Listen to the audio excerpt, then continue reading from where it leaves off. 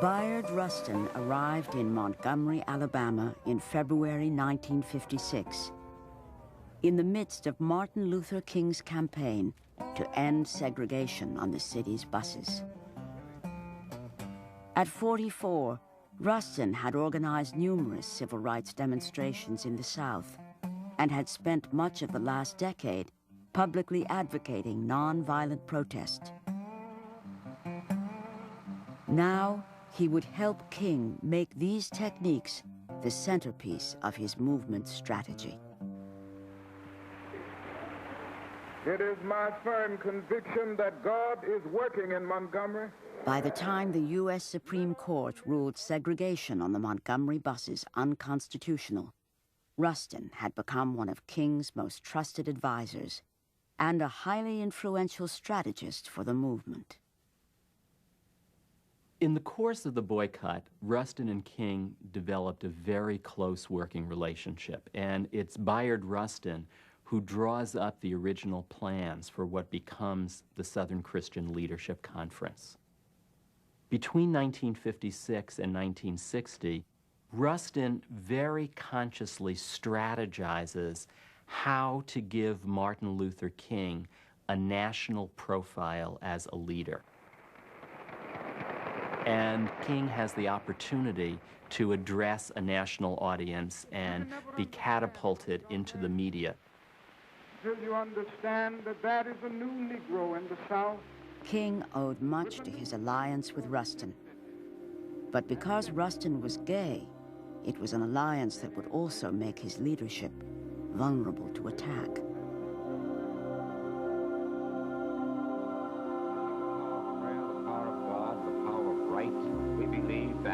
In 1960, Adam Clayton Powell, who was a congressman representing Harlem, gives a speech in upstate New York in which he says that the civil rights movement is in danger of being captured by subversives and by insidious secret influences.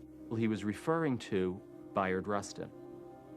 Powell lets it be known to Martin Luther King that unless he dismisses Rustin, Powell threatens to reveal that King and Rustin were having a sexual affair. Now, there's not a shred of truth to it. There was no sexual affair. There was nothing being done that could have discredited the civil rights movement. The only thing that was being done was the threat of a lie by a rival black leader. Rustin offers King his resignation, and King accepts it. And, you know, Rustin was devastated and flabbergasted. I mean, he fully expected that King would stand by him, that King would call Powell's bluff. And instead, King, in this particular instance, panicked, and Rustin was pulled out of the loop of the civil rights movement for a number of years. It was one of the most difficult moments in Bayard Rustin's life. I know now that for me, sex must be sublimated if I am to live with myself and in this world longer. For the next 3 years, Rustin kept his distance from King. During that time, white opposition to the civil rights movement intensified, and the South erupted in violence. Finally, in June of 1963, black leaders began planning a march on Washington to urge the federal government to intervene. Movement veterans once again turned to Rustin for help. In June of 1963, we had a closed-door, serious meeting about who was going to lead the march and who was going to be head of the March on Washington. A. Philip Randolph wanted Bayard to be the leader. And in the mind of Martin Luther King Jr. and myself, there was no one better prepared to lead and give direction and mobilize. Rustin was the person. But Roy Wilkins, as head of the NAACP, felt that Rustin couldn't be the person because it would be embarrassing to the march, embarrassing to the movement, because he was gay. But we knew that if we selected A. Philip Randolph and give him the power to select his deputy, a selected person who would put the March on Washington together, he would select Rustin, and that's exactly what happened. Rustin had less than 2 months to organize what was expected to be the largest peaceful demonstration in American history. He took over a rundown office in Harlem and with a small staff set to work. Within days, he had raised over $15,000 to bring the poor to Washington, drafted a mission statement for the march, and designed a plan for security.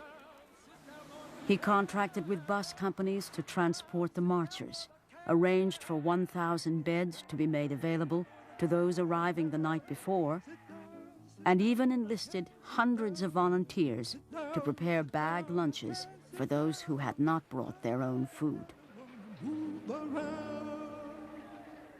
Whenever Bayard was working on a major civil rights initiative, to some degree, he must have felt like a walking time bomb, wondering when something was going to happen. It is against the law for demonstrations to be held on Capitol grounds. And just before the March on Washington, at a critical moment for the civil rights movement, Strom Thurmond, a segregationist senator from South Carolina, stands up on the floor of the Senate and accuses Rustin of being a sex pervert, and manages to have even the record of Rustin's arrest on a sex charge in Pasadena 10 years earlier. Now let me make it quite clear. The senator is not interested in me if I were a murderer, a thief, a liar, or a pervert. The senator is interested in attacking me because he is interested in destroying the movement. He offered just to sort of disappear, not to continue. But A. Philip Randolph wouldn't have any part of that, and none of us would. This man was committed to the philosophy and the discipline of nonviolence. He had taught us the philosophy and the discipline of nonviolence, and he was committed to the goals of the march. He was committed to the movement, and we had to stay with him. That was the defining moment, I think, in Bayard Rustin's political life, when the civil rights movement was forced by circumstances to defend him rather than dismiss him. Despite efforts to discredit Rustin, preparations for the march continued. And on August 28, 1963, 250,000 Americans gathered in Washington, demanding that Congress put an end to officially sanctioned racism. Without Bayard Rustin as the organizer, the March on Washington would have been like a bird without wings. It was a sea of humanity. He had the ability to pull people together. He was able to reach out to hundreds and thousands of people all across America. Everybody, from the NAACP to the Protestant, Catholic, and Jews, he brought us all together. They live in a nation where they will not be judged by the color of their skin, but by the content of their character. I have a dream today. That afternoon, in the shadow of the Lincoln Memorial, a parade of speakers offered words of inspiration to the crowd. Those spoken by Martin Luther King would be heard over and over again for decades to come. Bayard Rustin's would be all but forgotten.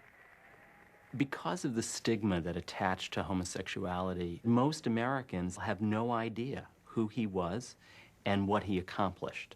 So there's a way that Rustin is really a man without a history, and in certain ways is a lost prophet of nonviolence. He was gay, and we have not had the courage. We have not had what I call raw courage to honor a man because of his sexuality. Gays are beginning to realize what blacks learned long ago.